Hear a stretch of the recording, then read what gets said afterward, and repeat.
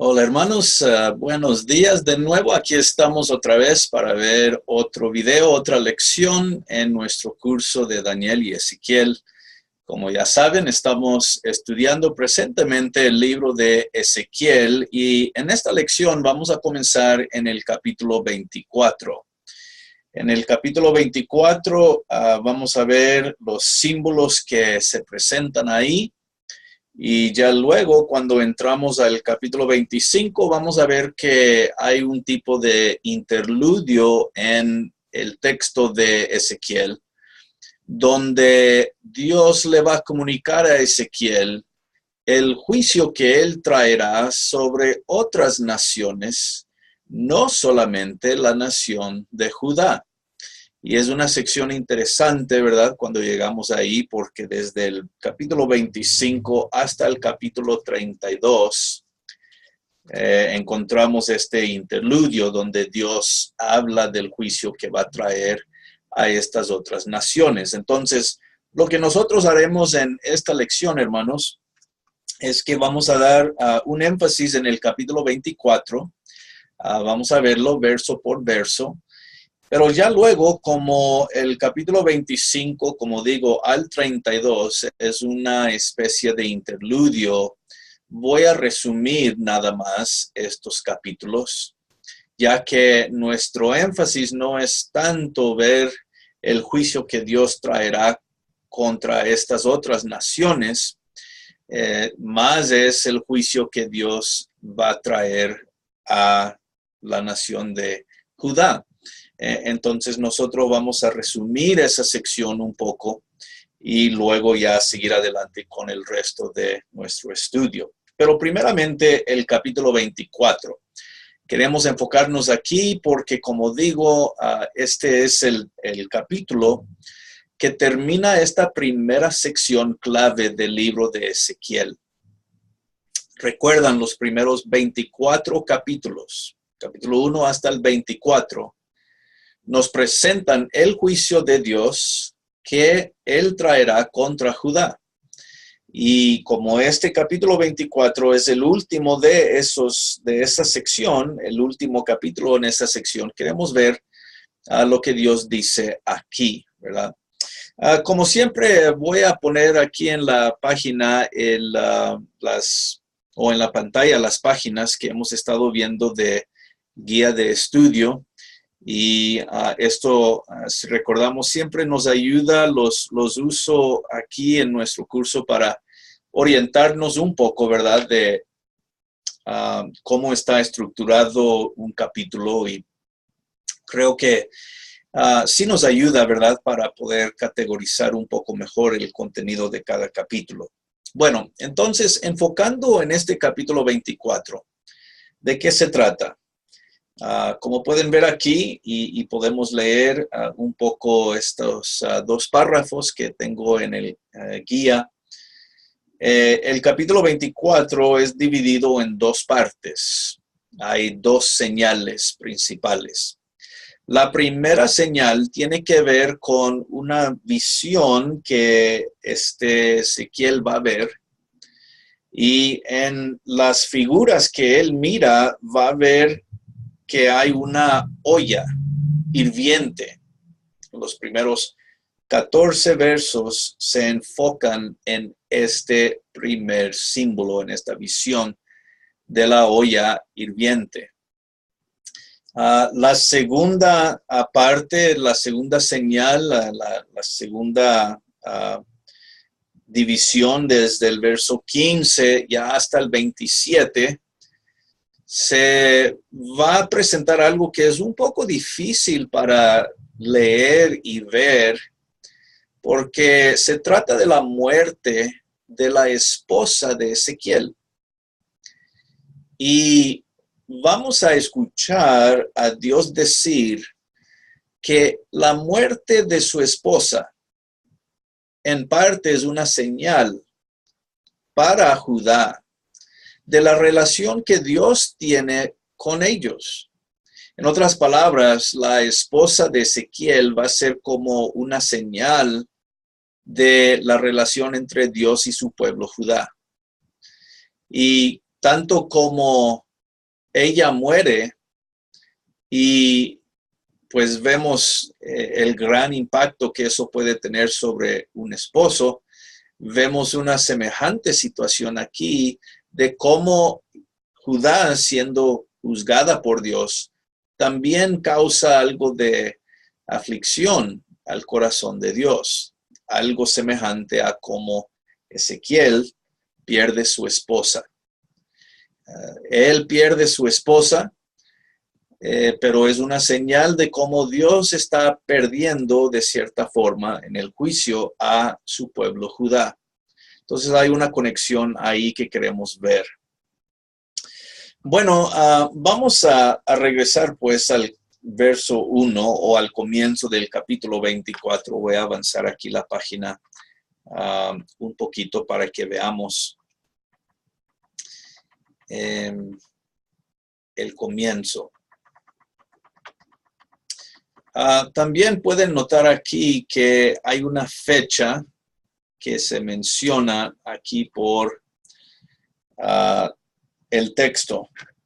Y como hemos visto en nuestro estudio en tiempos pasados, las fechas nos ayudan para ver qué tan cerca se está aproximando este juicio que Dios dice que va a traer contra Jerusalén.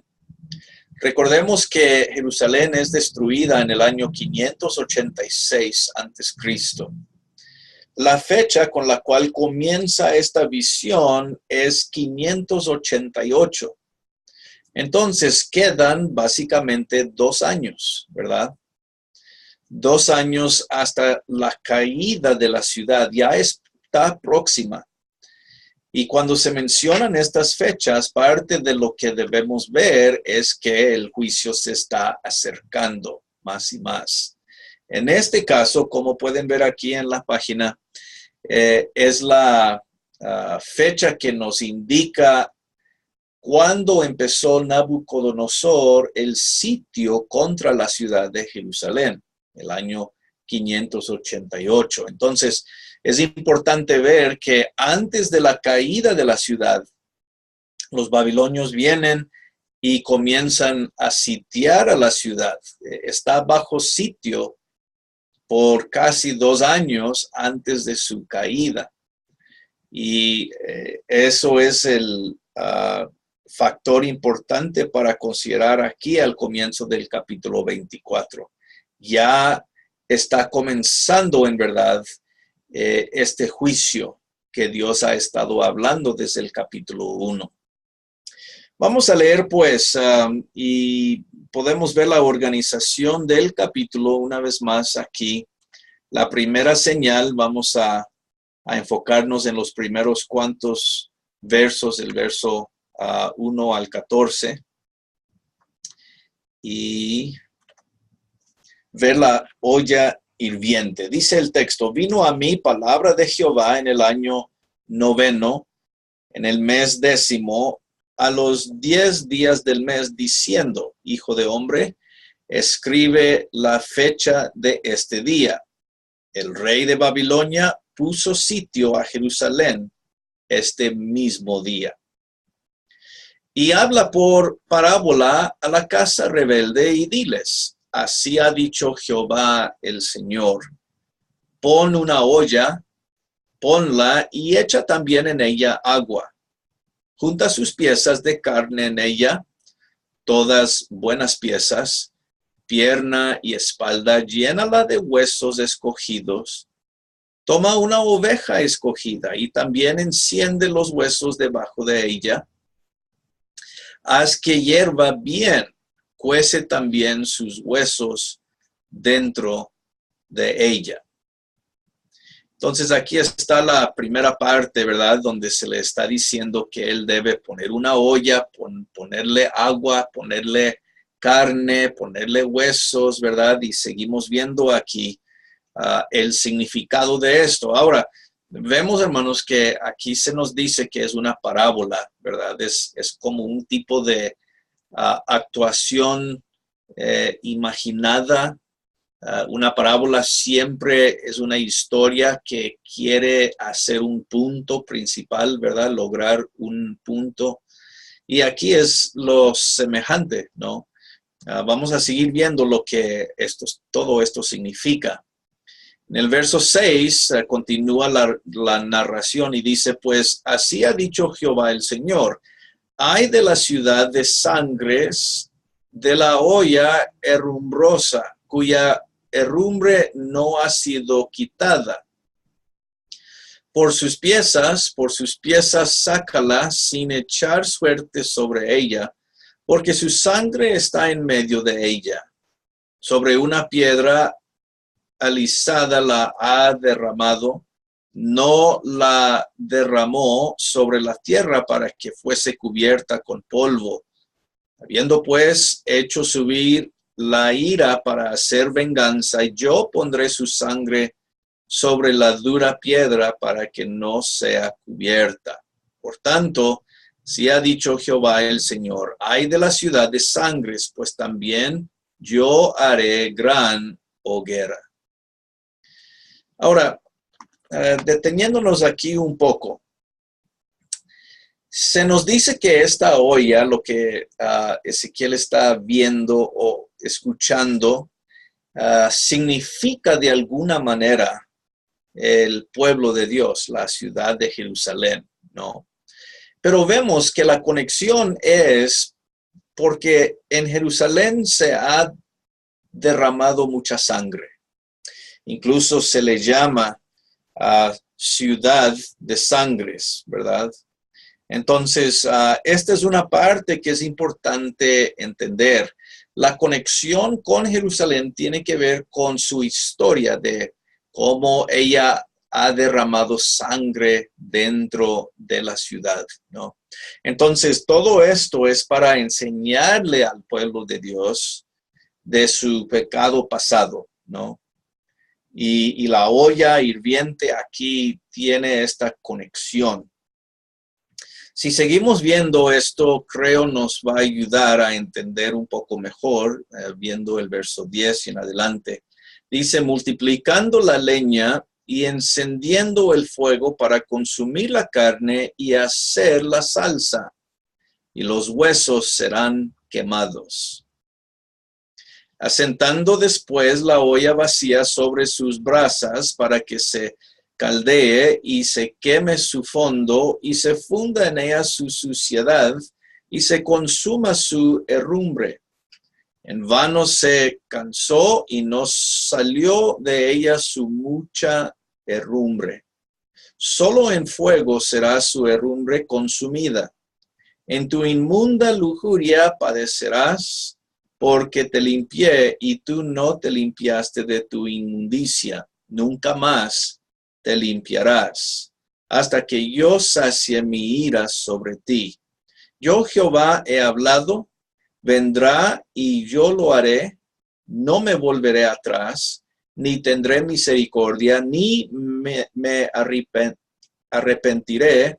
Según tus caminos y tus obras te juzgarán, dice Jehová el Señor.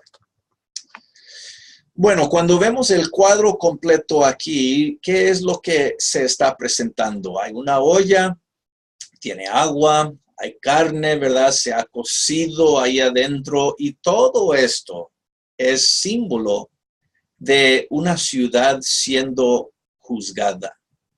Es como si los habitantes de Jerusalén están como en esta olla que se está cociendo.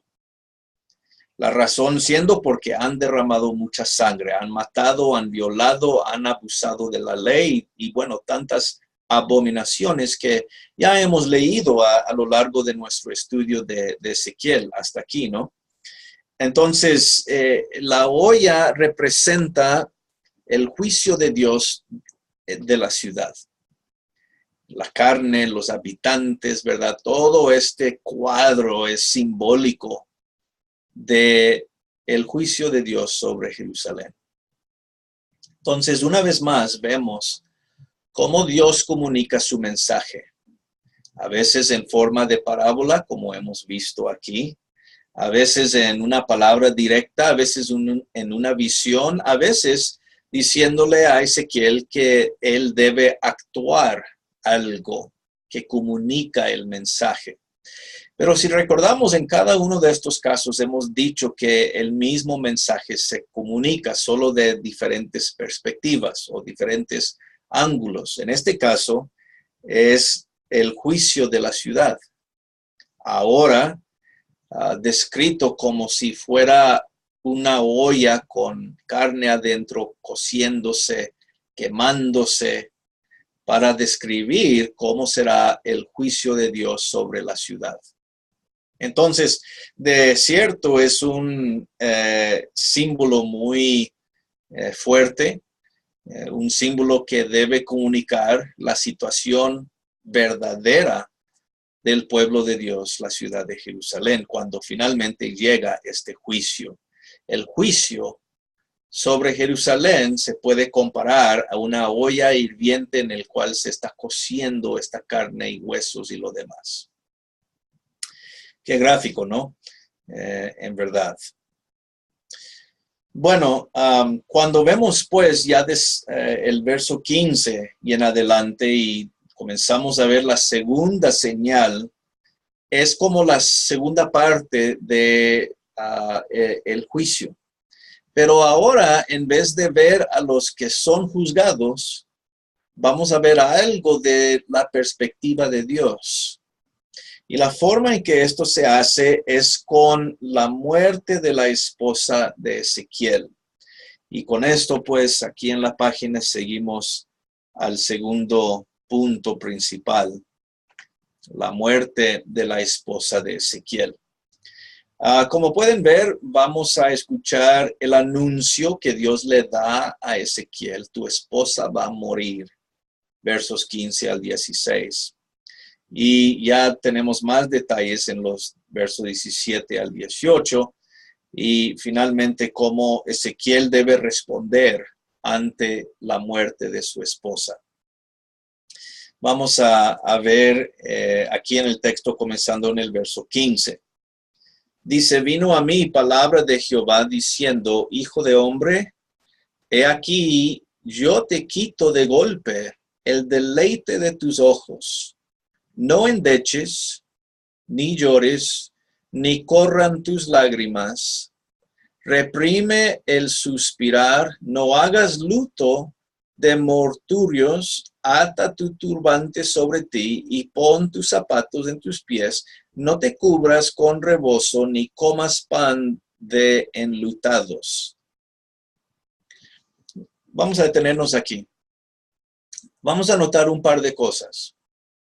Número uno, en este anuncio que Dios le da a Ezequiel, Dios le dice que Él le está quitando su esposa.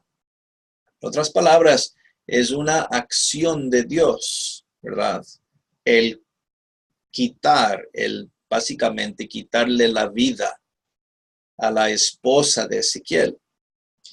Y número dos, debemos ver que Ezequiel no debe llorar por esto. No debe lamentar, no debe derramar lágrimas, como dice aquí el verso 16. Ezequiel debe seguir adelante como si todo estuviera normal. No debe llorar. El verso 17 nos dice todo eso, ¿verdad? Incluyendo que se debe poner sus zapatos, que no debe cambiar nada, como normalmente él hace todos los días, es como debe responder a esta pérdida. Y casi uno dice, qué fuerte, ¿por qué hace Dios esto? ¿Por qué le quita a su esposa? La esposa no tiene nada de culpa.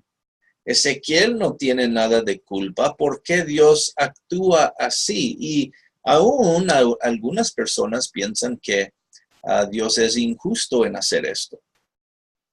Porque resulta ser que la única razón por la cual la esposa de Ezequiel va a morir es porque Dios le va a quitar la vida. Y aquí no es una parábola, ¿no? En el sentido de que es una historia ficticia. Esto realmente va a suceder. La esposa de Ezequiel va a morir. ¿Por qué lo hace? ¿Por qué Dios decide hacer esto? Bueno, lo va a explicar un poco más, más adelante y vamos a ver el razonamiento de Dios. Hasta aquí solamente vemos que Dios le dice a Ezequiel que esto va a suceder. Sigamos viendo. Verso 18. Dice, hablé al pueblo por la mañana y a la tarde murió mi mujer. Y a la mañana hice como me fue mandado. Dice, yo hablé por la mañana a la gente y ya por la tarde mi esposa murió. Rápidamente sucedió, ¿verdad? Verso 19, miren la pregunta, ¿no? El verso 19, me dijo el pueblo, ¿no nos enseñarás qué significan para nosotros estas cosas que haces? Y yo les dije, la palabra de Jehová vino a mí diciendo, di a la casa de Israel, así ha dicho Jehová el Señor, he aquí yo profano mi santuario, la gloria de vuestro poderío, el deseo de vuestros ojos y el deleite de vuestra alma. Y vosotros, hijos y vuestras hijas, dejasteis caerán a espada. Y haréis de la manera que yo hice, no os cubriréis con rebozo, ni comeréis pan de hombres en luto. Vuestros turbantes estarán sobre vuestras cabezas y vuestros zapatos en vuestros pies.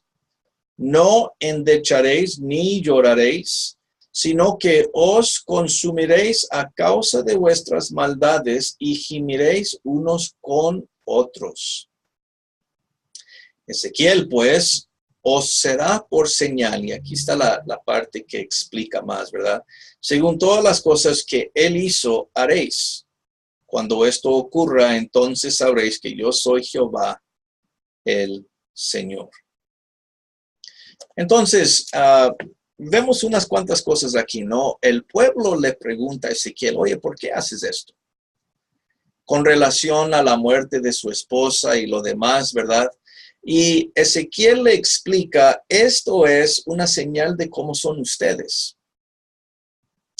No se han arrepentido, ustedes no han llorado, no han lamentado su situación, no han rompido sus corazones, vestiduras, no se han arrepentido. Todo lo que han hecho es como si no fuera nada. Ustedes no sienten nada, no lloran, no gimen, no lamentan. Y así van a entrar ustedes a su juicio. El juicio va a ser grande. Y en ese momento sí van a lamentar, pero hasta aquí no lo han hecho. Entonces, la muerte de la esposa de Ezequiel es como la muerte de su relación con Dios. Hablando de Judá. Judá no ha lamentado el quebranto de la relación de la nación con Dios. Por eso la mujer de Ezequiel es una buena señal. Y Ezequiel no lamentando su pérdida. Es como la relación de Dios con Judá. Ellos no han lamentado la situación en la cual se encuentran. Dios va a traer juicio porque ellos no se han arrepentido. Entonces, así serán consumidos, ¿verdad? Dice el verso 23. Pero notemos también el verso aquí 24, donde vemos más de esta destrucción. De hecho, no resalté el número 3 en el cual ya estamos, ¿no? Aquí, avanzando la página un poquito más. Dice el verso 24, Ezequiel pues os será por señal según todas las cosas que él hizo haréis. Cuando esto ocurra, entonces sabréis que yo soy Jehová el Señor. Esa parte ya la vimos. Verso 25, y tú, hijo de hombre, el día que yo arrebate a ellos su fortaleza, el gozo de su gloria, el deleite de sus ojos y el anhelo de sus almas, y también sus hijos y sus hijas. Ese día vendrá a ti uno que haya escapado para traer las noticias. En aquel día se abrirá tu boca para hablar con el fugitivo y hablarás, y no estarás más mudo, y les serás por señal y sabrán que yo soy Jehová. Entonces, aquí las últimas palabras, Dios le dice a Ezequiel, bueno, lo que va a pasar es que cuando la ciudad caiga, cuando la destrucción ya llegue y acontece todo lo que este juicio está hablando, en ese día, dice Dios, un mensajero va a escapar, va a venir aquí a decirte. Recordemos, Ezequiel está en Babilonia, entonces un mensajero va a salir de Jerusalén y va a viajar hasta Babilonia para llevar la nueva de que la ciudad ha caído. Cuando eso pase, Ezequiel va a dejar de estar mudo, ¿verdad? Y él va a hablar finalmente. ¿Por qué ha estado mudo Ezequiel? Bueno, por parte de la palabra, ¿verdad? Aquí que Dios le había dicho, él va a quedar en silencio, Ezequiel va a quedar en silencio hasta que el juicio se ha hecho. Él no va a hablar palabra. Solo que cuando ya finalmente venga el mensajero, ahí en ese momento es que él va a hablar. Ya cuando el juicio de Dios se ha hecho, se ha cumplido, ¿verdad? Es como una confirmación de esta profecía, ¿no? Dios le dice, tú vas a estar mudo por un tiempo hasta que esto suceda. Y una vez que se cumple, entonces vas a volver a hablar otra vez porque este mensajero va a venir. Él va a ser la señal de que la ciudad ha sido destruida, confirmando la palabra que te estoy diciendo ahora. Entonces, nos recuerda algo, perdón, de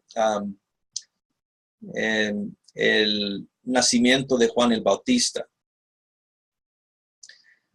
Recuerdan que cuando se le anunció a Zacarías que Juan iba a nacer, Zacarías como que dudó un poco, quedó mudo, hasta que fue nacido Juan el Bautista y ya luego, cuando él afirmó, ¿verdad? Dijo que su nombre iba a ser Juan, así de acuerdo a la palabra del ángel Gabriel, Zacarías puede hablar. Es algo semejante aquí. El hablar es confirmación de la profecía, de la palabra dada a Ezequiel. Entonces él queda mudo por un tiempo, no porque es incrédulo, no porque no cree a Dios, pero es parte de la señal. Él queda en silencio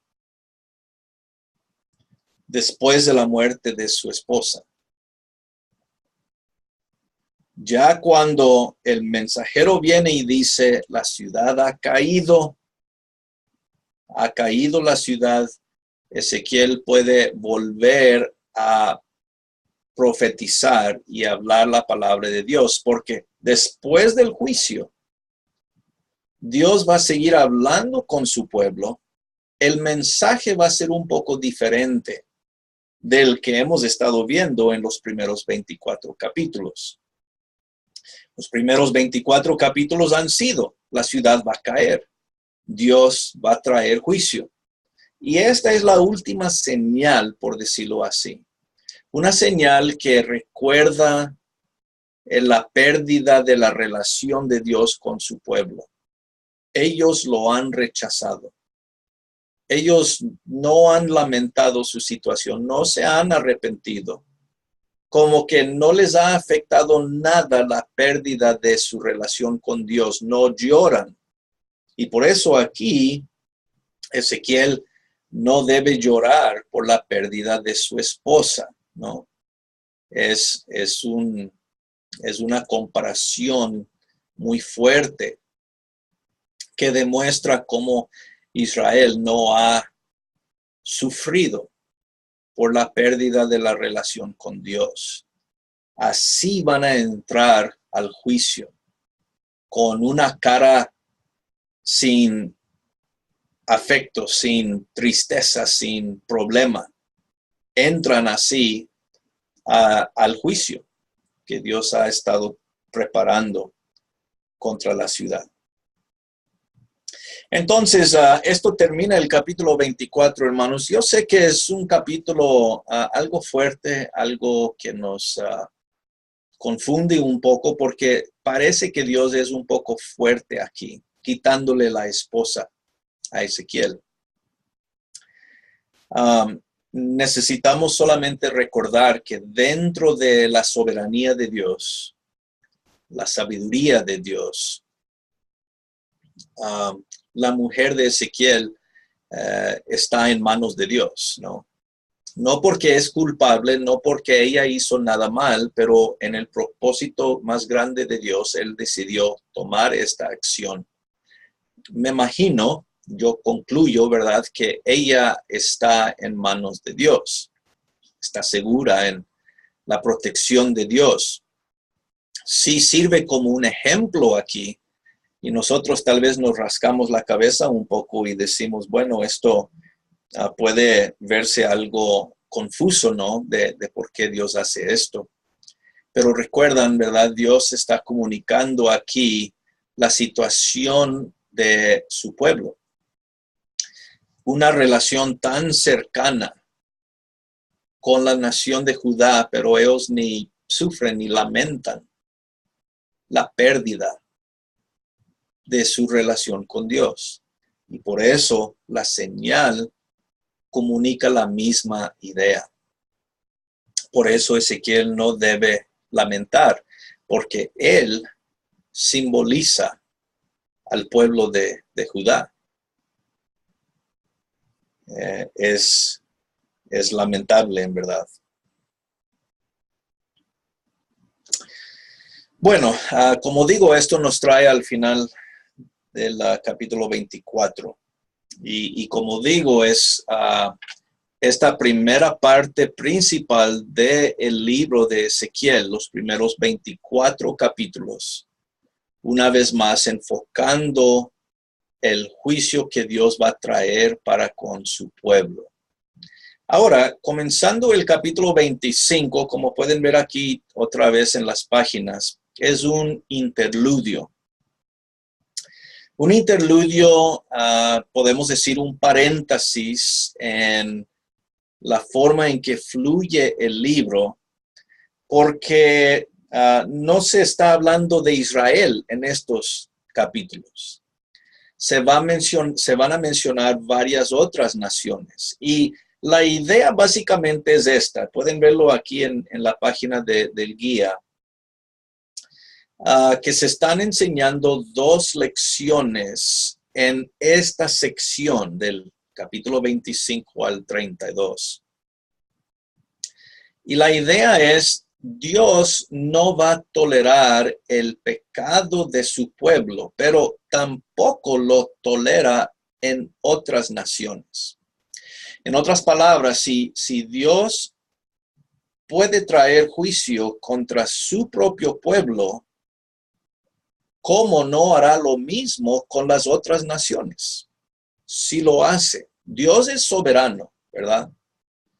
Parte de lo que aprendemos en estos profetas del exilio, Daniel tanto como Ezequiel, es la soberanía de Dios. Dios reina sobre todas las naciones.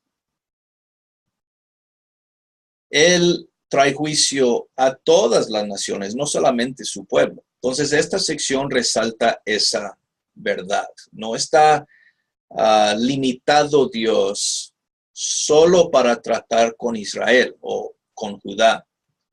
Dios, porque es soberano de todas las naciones, igual trae juicio a ellas, como lo ha traído hasta el momento en el libro contra Israel. Aquí pueden ver que en estos capítulos se van a a ver mensajes a las siguientes naciones principalmente.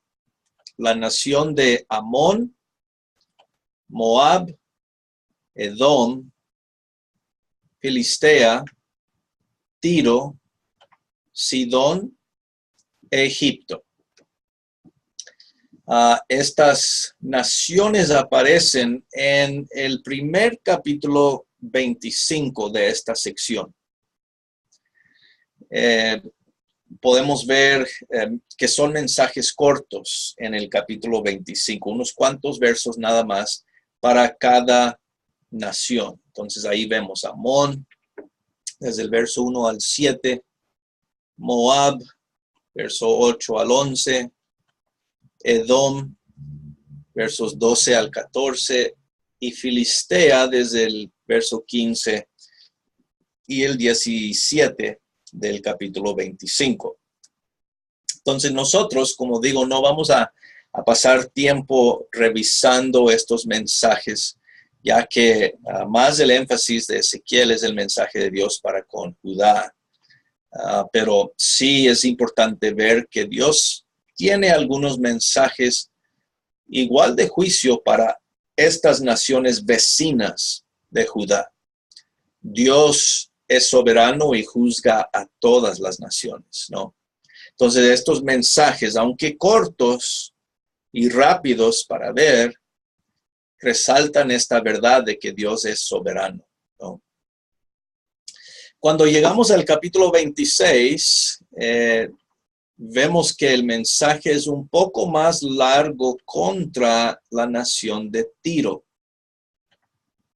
Y esto se ve desde la parte del capítulo 26, verso 1, hasta el capítulo 28, verso 19. Entonces casi casi 3 capítulos, ¿no? Se enfocan en este mensaje de juicio contra Tiro. Capítulo 26, verso 1, otra vez como pueden ver aquí en la página, hasta el capítulo 28, la última parte, ¿no? Desde el verso 20 al verso 26, hay un mensaje corto sobre Sidón, ¿verdad? Entonces, un mensaje para Tiro, capítulo 26 al 28, y unos 7 versos de mensaje para la nación de Sidón, ahí también en el capítulo 28.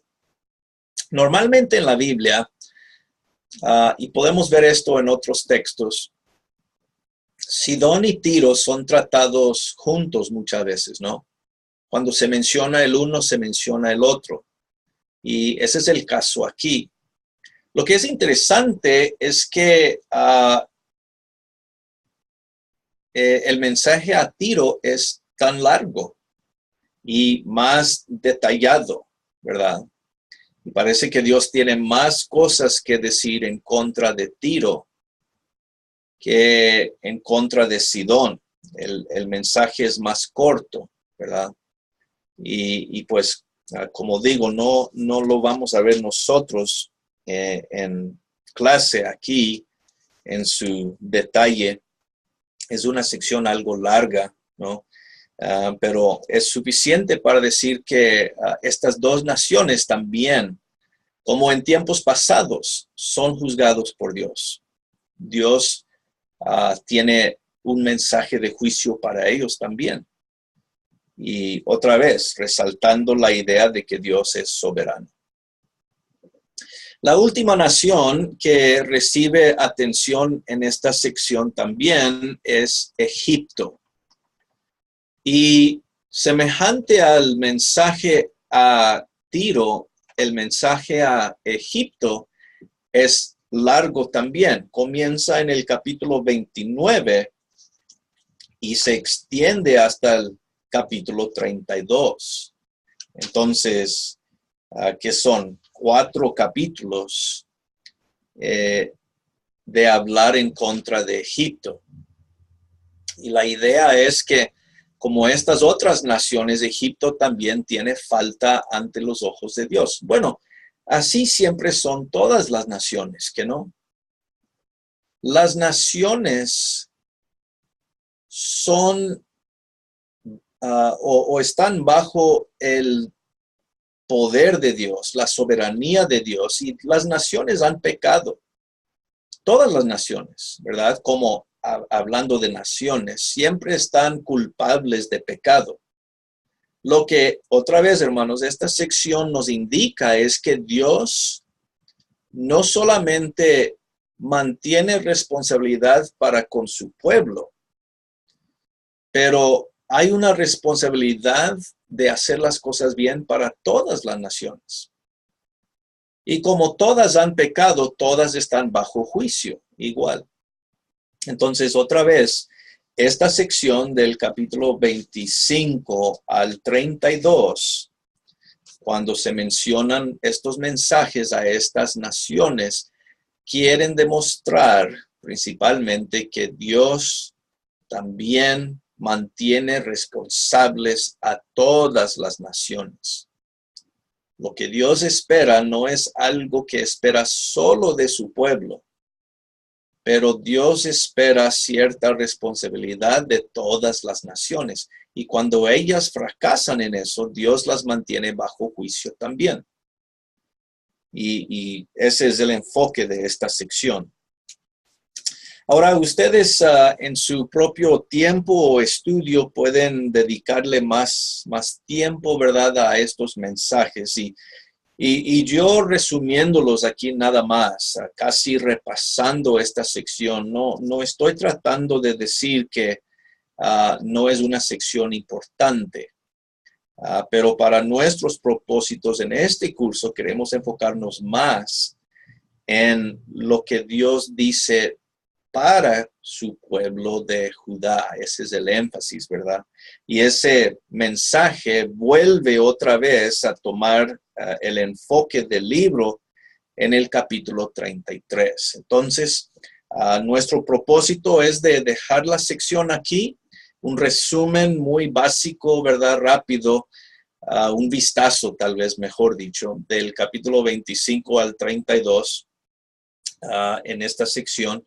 Y pues lo que hemos visto ya y dicho del capítulo 24, el último capítulo de la primera sección principal en nuestro estudio de Ezequiel, ¿verdad? Capítulos 1 al 24. Entonces, cuando volvemos para el siguiente video y la siguiente lección, vamos a retomar el hilo otra vez en el capítulo 33, donde Dios va a continuar ahora hablando a su pueblo ya después del juicio, ¿verdad? Porque el 24 nos dice, ya Babilonia comenzó a sitiar la ciudad.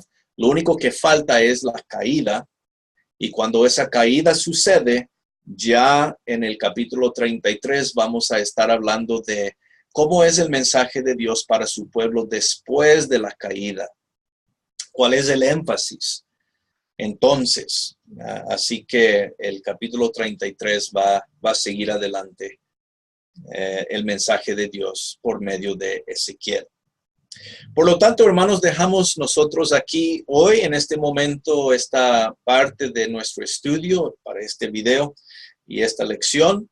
Nos veremos, Dios mediante, en la siguiente lección, allá en el capítulo 33, donde vamos a seguir continuando viendo nuestro estudio de cada capítulo y cada versículo. Hasta pronto, pues, que el Señor los bendiga y nos veremos en la siguiente lección. Bendiciones.